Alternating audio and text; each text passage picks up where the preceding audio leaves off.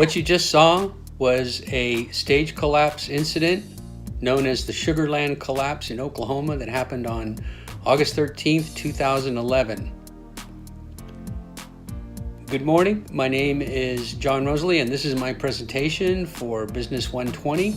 My topic today is operations, planning, and management.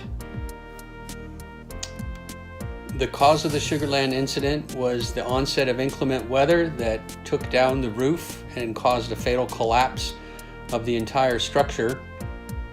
The event promoters were cited after the incident for refusing to stop the event, even though they knew that the weather was coming in and they had weather reports, and they proceeded with the event anyways. In the end, a very, very bad and fatal decision. This was an incident from a Christine Aguilar concert where the tour rig actually held up and had been installed fine, but the house rig belonging to the facility had been attached improperly, hung with 5 drops instead of 10 that should have been required.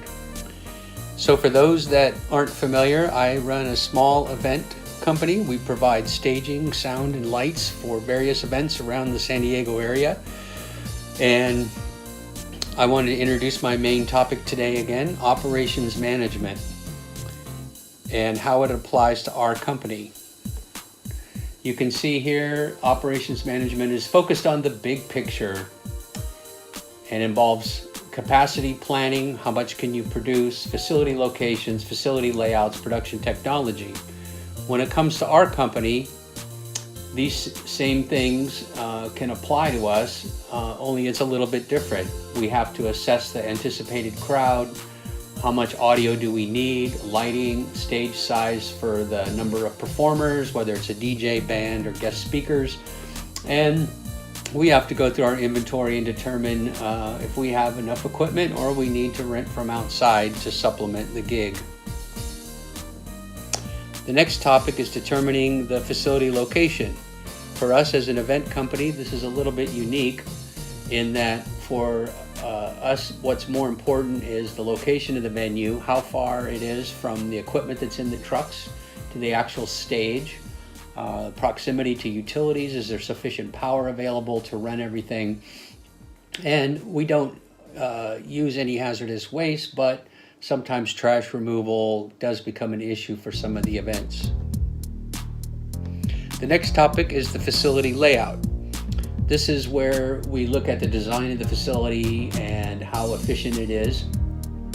The textbook cites 4 different types of layouts. The process layout, in which the workstations are grouped together according to the activity. This would be like a fast food restaurant.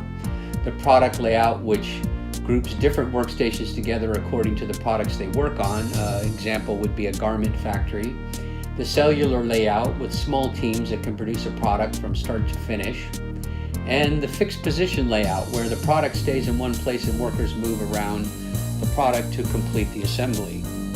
Our company is definitely in the fixed layout business, as the stage becomes the focal point of the event, and the workers work around that to set up the stage, the trussing, location of audio and lighting, arrangement of audio, but it's all based on the location of the stage.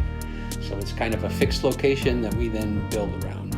To give you some background on the company and where we started and where we've come, this is one of the first rigs we ever put up. It's fairly simple, didn't take a lot of design and effort, and was done safely. A year or so later, this is the kind of rigs that we were putting up, and this is very typical of a concert in the park setup that we would do. As the company's grown, we've always been very careful of safety, and as the following incident will show, even the smallest of events can result in disaster. So as we've grown and learned lessons, the size and the capacity and capability of what we can bring to an event have grown. This is an example of a typical concert in the park we do today. This is an example of when life gets easy for us. This is a stage provided by one of the larger stage companies in the United States, and in this case, all we were responsible for was safely flying the lighting and running and operating the lighting. A much easier gig with less responsibility and concern about stage safety. But as we've grown, like I said before, we've remained safety conscious. And here's an example of even the most simple setup and what can happen. So that incident was the result of water accumulating on the roof of the stage cover and someone poking at it, trying to push the water up and out away from the roof. And in the meantime, the wind picked it up, caught it, twisted it, and you can see the results. Not unlike all the other event companies out there, we can be severely impacted by weather. This is an event that we provided the capabilities for on the USS Midway. It was a fantastic gig. The band was off to a great start. You can see from the picture how great the show was going to be.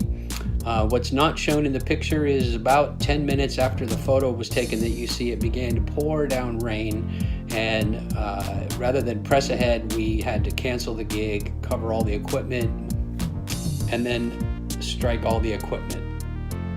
The next aspect I want to talk about is the impact of technology on our production. You can see from the textbook, up-to-date technologies can improve all aspects of production process. And one of the recent improvements is the use of CAD software, which we actually use.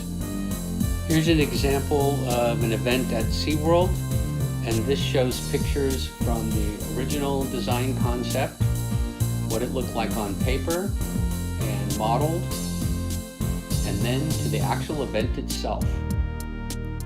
And in closing, just to recap, all businesses, no matter how conventional or unconventional you might think they are, can benefit from successful business operations planning to improve customer safety and experience, improve product performance, worker safety and satisfaction, reduce waste, reduce cost, and the bottom line, increase profits.